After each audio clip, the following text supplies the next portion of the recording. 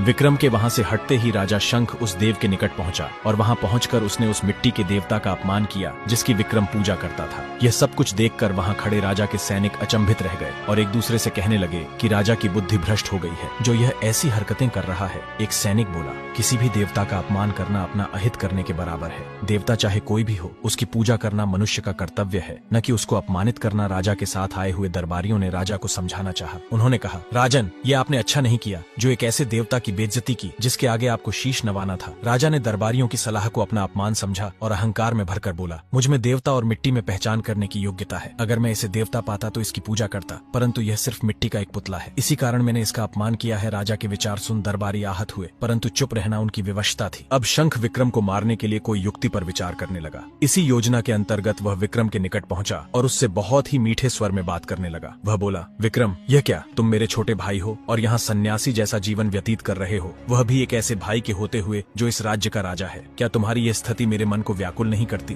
क्या मैं इस लायक भी नहीं हूँ जो तुम मेरे साथ महल में चलकर रहो? तुम्हारे साथ रहने से मेरी शक्ति, आत्मविश्वास में वृद्धि होगी। क्या तुम ये सब नहीं जानते?